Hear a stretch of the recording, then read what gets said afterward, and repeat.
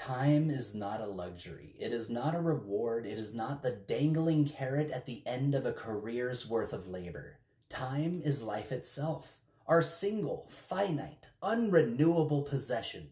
Every second stolen through coercive labor is a second of being that can never be restored. And for centuries, we have tolerated this theft. We have normalized it. We have built civilizations atop its foundations, but we no longer have to. The Minnesota Workweek Liberation Act is not just a policy, it is a civilizational correction, a structural, scientific, moral rebalancing that returns what was always ours. 4 hours a day, 4 days a week, no less pay, no more stolen lives. This is the policy weapon of time justice. We begin with the premise that time, like shelter, is a fundamental expression of liberty. Without control over your hours, there is no self-ownership. There is only the lease of your life to someone else's gain. Enlightenment thought has always demanded that liberty be real, tangible, material, manifest in the conditions of daily life. And so, just as Enlightenment socialism proposes housing as a baseline, the same logic demands that we take back our hours. The Minnesota Workweek Liberation Act initiates a state-led, decade-long restructuring of labor expectations, beginning in 2030 and culminating in 2040. The aim is clear: a maximum 16-hour work week for all public and incentivized private sector participants, supported by a robust transitional framework that protects productivity, pay, and the dignity of all Minnesotans. Let's speak to structure. The transition will occur in phased thresholds, each one supported by automation incentives, production efficiency improvements, and legislative floors to prevent labor intensification. First, all state and municipal workers will shift to a 32-hour week by 2031. This includes clerical, janitorial, teaching, sanitation, and support roles. Every state-run department will follow, with strict controls against productivity overload and staffing cuts. By 2033, all government contracted services, whether construction firms, logistics providers, or third-party agencies, must certify a 28-hour maximum work week to remain eligible. By 2035, this drops to 24. By 2037, the threshold extends to every industry receiving state subsidies or tax abatements: agriculture, tech, manufacturing, service, logistics. In each case, the state's role is to underwrite the cost of transition, not to enforce fragility, but to enable strength. Finally, by 2040, any firm with 50 or more employees must transition to the 16-hour standard unless explicitly exempted by state review.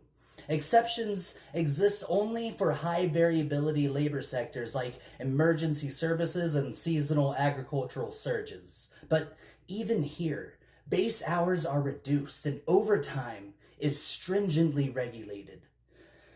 It's not just about shortening the clock. It's about shifting the paradigm. For centuries, we were told that to be worthy was to be busy, that toil itself was the measure of morality, but that framing was never philosophical. It was economic. It was convenient mythology for those who extracted the wealth of our time and sold it back to us in the form of rent, food, and fleeting leisure. We are not lazy. We are liberated. And we are no longer pretending that the 40-hour week, designed in the early 20th century for a different world, is remotely appropriate for a civilization on the cusp of post-scarcity. Our tools have changed. Our science has changed. Our productivity per capita has exploded, and yet the hours remain the same. Not because it made sense, but because the ruling class has no incentive to relinquish control. That ends now. The Workweek Liberation Act is not just a rebalancing of economic structure. It is a redistribution of being, a recovery of sovereignty, a direct answer to the stolen decades we've accepted as normal. Because let's be clear, 40 hours a week for 50 years is not freedom. It is indenture. It is life lived in service to survival, not to flourishing. And no human being is born to serve a clock. What does this look like in practice? It looks like parents who can be present. It looks like workers who aren't exhausted. It looks like artists, scientists, thinkers, and builders with the hours to create, invent, and contribute beyond mere subsistence. It looks like small business formation from people who never had the time to dream. It looks like mental health recovery across the state. It looks like liberty. Productivity does not require exhaustion. It requires design. And when a state leads with clarity and purpose, it can design a future that liberates its people, not by permission, but by principle. This is not some utopian fantasy. This is the logical endpoint of the very technologies the capitalist class has already begun deploying. Robotic fabrication, predictive logistics, smart agriculture.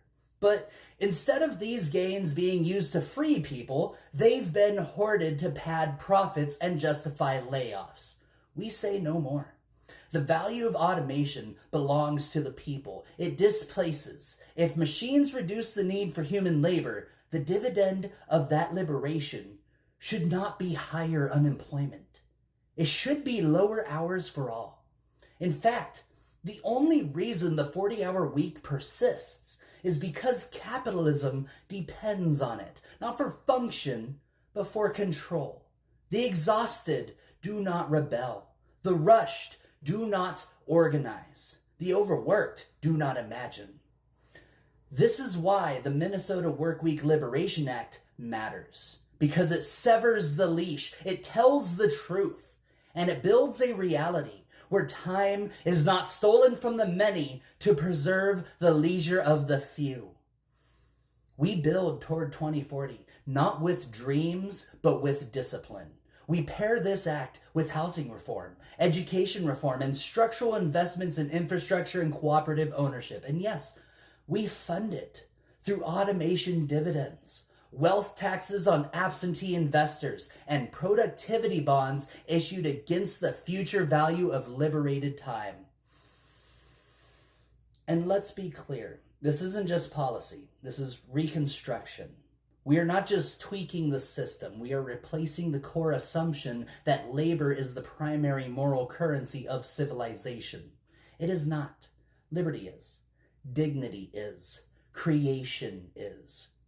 This act will not save the world alone, but it begins the process of reclaiming it. It anchors time in justice. It reminds the exhausted that rest is not indulgence, it is birthright. And we do not end this with celebration. We end it with a promise. First, we take back our shelter. Then, we take back our time. And after that, our future.